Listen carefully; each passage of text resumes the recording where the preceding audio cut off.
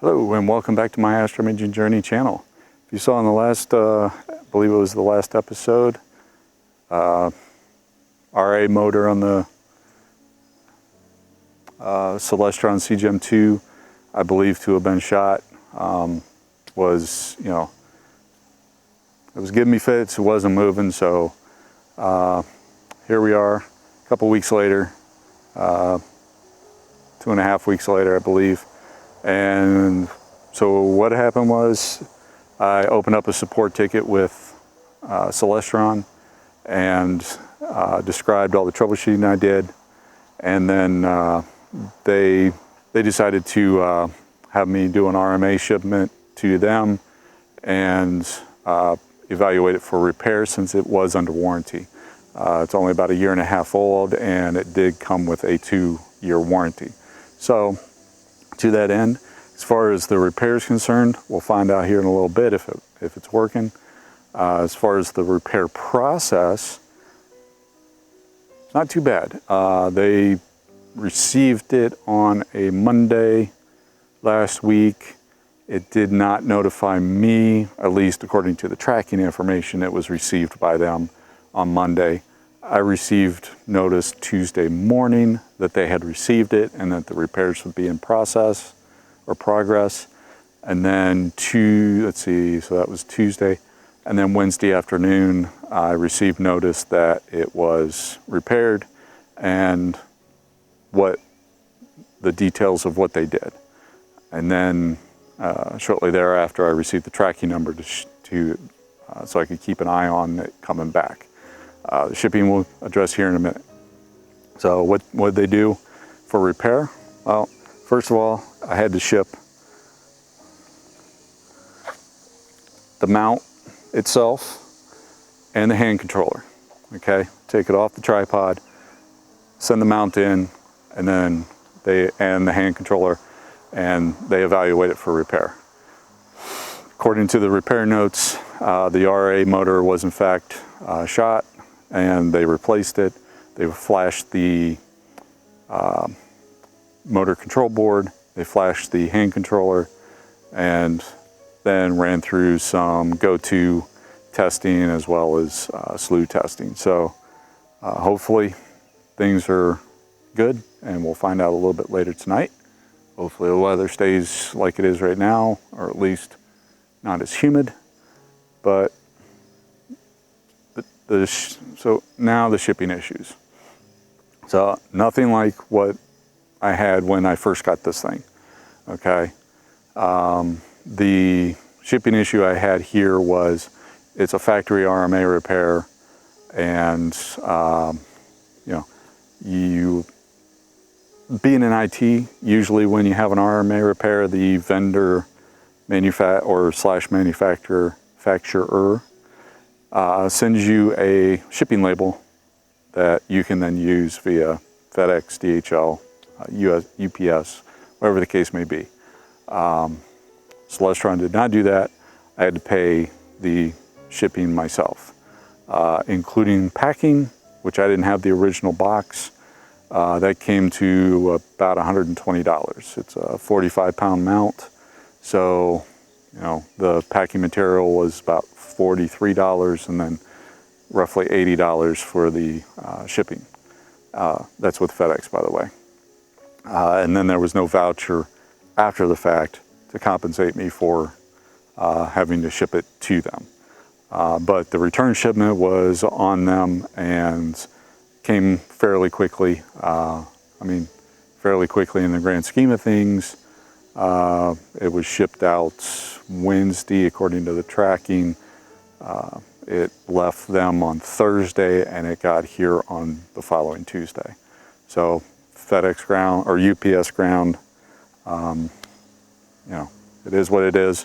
So here we are. It wouldn't have mattered, as you heard in one of the previous videos. This past weekend I had gotten married anyways, so even if I had it, I wouldn't have been doing any imaging or testing. We would have been getting ready for the wedding and the reception. So here we are tonight, first clear sky in a while. So let me go ahead and start setting this thing up. A couple things I do want to note. I did get some anti-vibration pads. I want to see how they work on this. You know, it's wide open area. We don't have trucks or anything driving by, but I do want to get used to using them simply because with the Mercury transit coming up, I'm going to have to go to an area where there's probably going to be some traffic and there's the possibility of vibrations. So I have them now, and I'm just going to go ahead and start using them so I'm used to having them, and they'll be with my telescope at all times, or at least with the tripod at all times. And I will, when it comes time for the Mercury transit here on November 11th, at least they'll be with that, and I hopefully won't forget them when I go to the other location. So with that, I'm going to go ahead and start getting this thing set up so it can get acclimated to the weather. All right, I just wanted to change up the vantage point here while I'm doing the installation or the setup. So first thing I wanted to take note of, I've always had issues when polar aligning with these two knobs here to move it east and or left and right of the celestial pole, east-west, whatever you want to call it. And one of the things I noticed when I was putting the mount back on the tripod was when I would try to do this, it would be real tight, you know, and every once in a while you go to move it and it would almost have a jerk to it. So what I found was just loosening up this bottom screw a little bit, and then just snug up this thing here. I had it real tight before, so just loosen it up a little bit, take it back to where it's about just finger tight, and then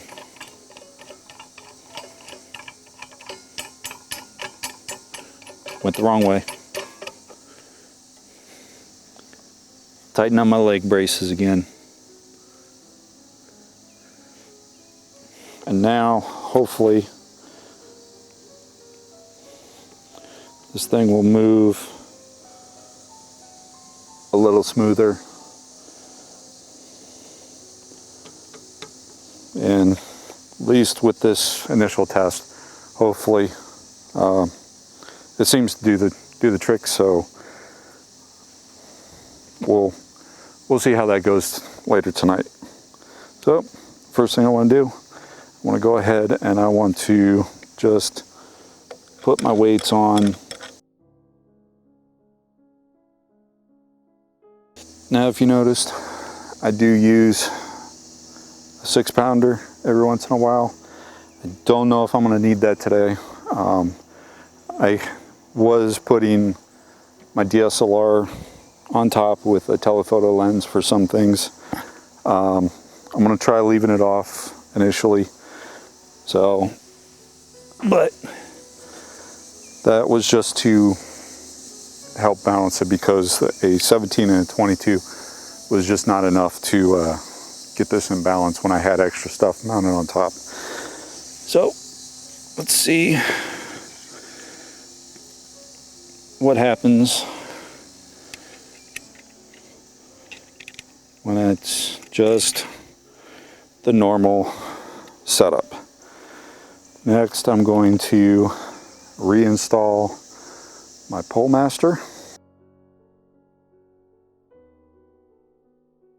Now again, if you watched my previous videos on this, this should be on this side according to the manual.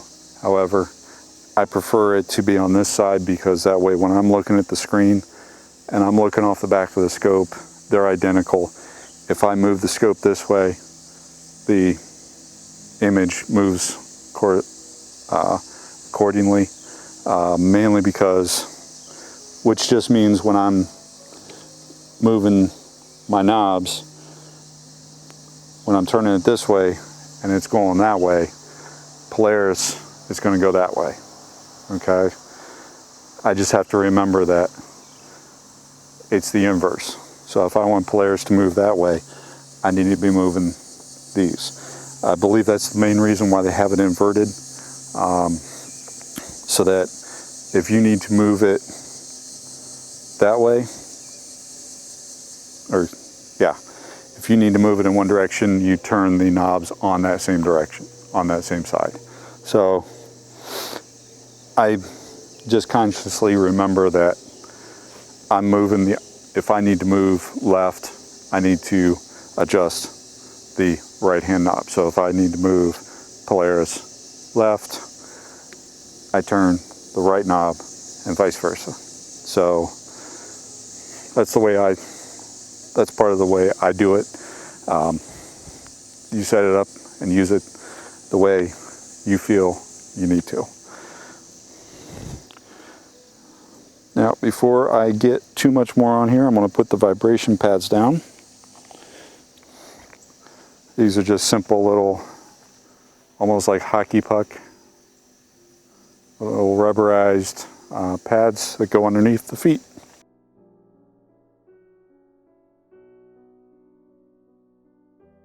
All right, everything seems to be nice and sturdy. If you noticed when I was pulling on the legs, you probably didn't see it, but I felt it move. So that's why you saw me reach down and retighten the plate screw down here. And lastly, I need to look at my level right here. And I am still within that circle. So I am pretty much level. The way it's sitting right now should be close to Polaris. So hopefully we won't have any of those issues tonight. So next up, let's get our scope mounted.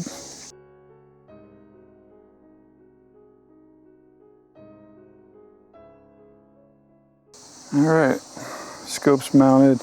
I do have a couple on this side. I don't have them over here, but I do have a mark that I have put on the rail here to roughly indicate where this needs to be in the dovetail for a rough, close weight distribution. So hopefully I'm close, but when I was tightening things down, it did shift down a little bit, so I am going to have to double check my balance here in a little bit. What I don't have out here right now is my power strip and hand controller and everything, but I can at least get my wires unraveled.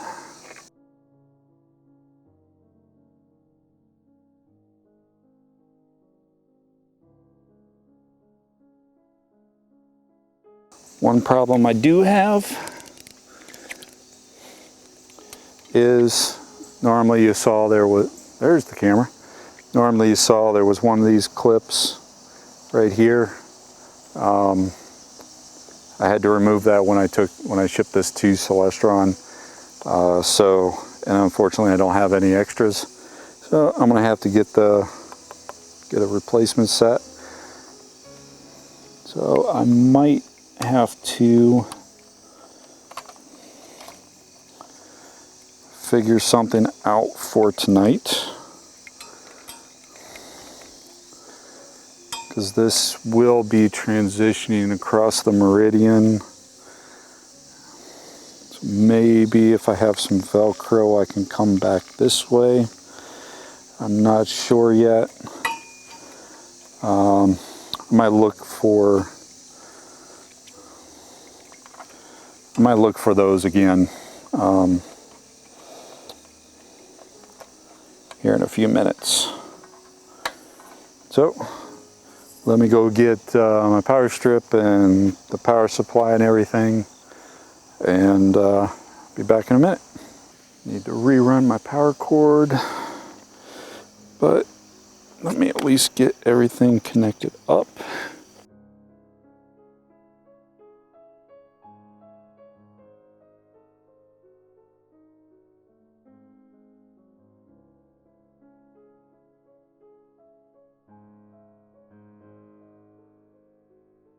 All right, so this is the USB cable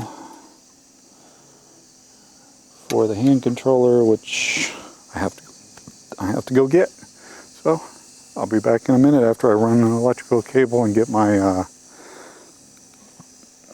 hand controller. Okay, so I've already ran power. Now just need to run the hand controller. Let's go ahead and get that connected up.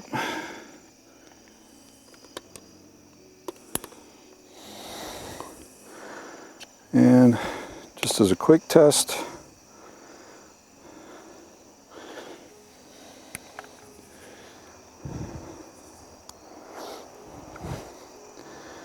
you know, it's only 83 degrees out and I'm sweating. This is bad.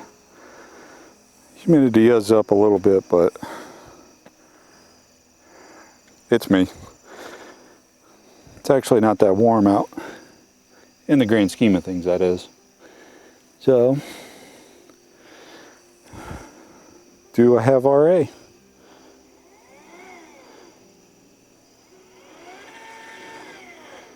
I have RA. Awesome. All right, so I'm gonna go ahead and power this off. I'm gonna leave the dew heaters on. Let me double check my camera.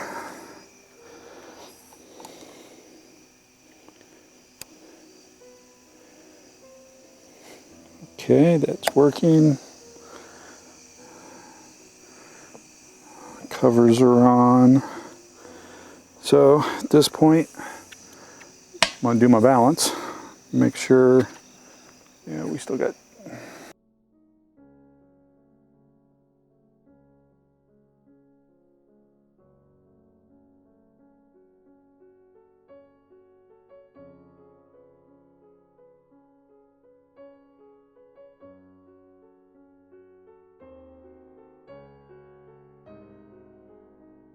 It should be good. Get this back. All right, clutches are engaged. So we should be good to go. And yeah, let me see if I can get in frame here. Anyways, yeah, everything's connected up. I'm gonna try to figure out something with this because those are gonna catch. I think it's mostly those two that would be the problem. So let me push those back a little bit more.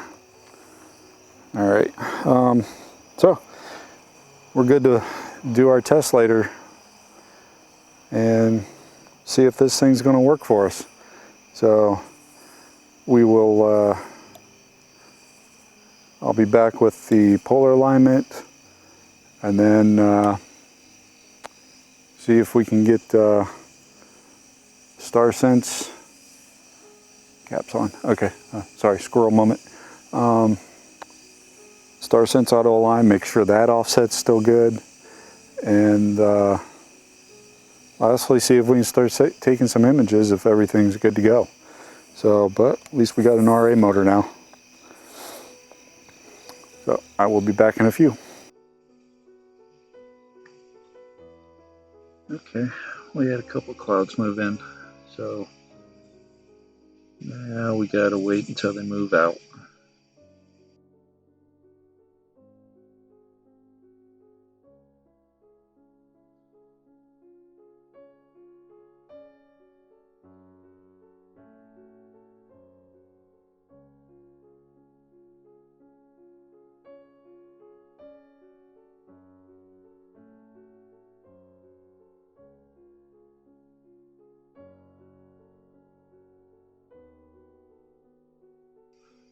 I think that's about as good as I can get it.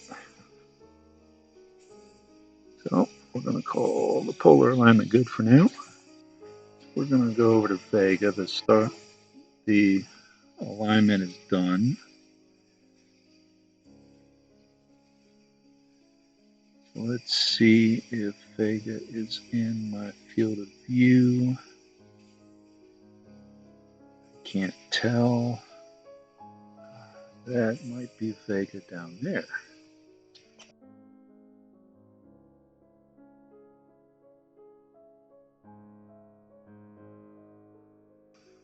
All right. Hopefully the new offset is good. So we'll have to do the alignment process one more time. So it's running through the StarSense Auto Align one more time.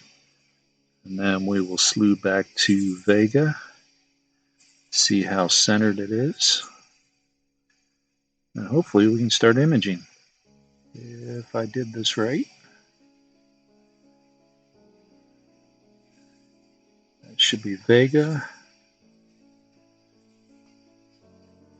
And it's pretty well centered. Clearly I'm out of focus. That's okay. I just bumped the telescope. I'll be doing a focus routine with the Moonlight autofocuser. So with that, I'm going to put this back to the home position and get everything back inside. All right. Well, I forgot to record the desktop. So everything worked pretty well. The offset was just enough that it only took 1 or 2 tries for it to center for SGP to auto center. So everything appears to be working.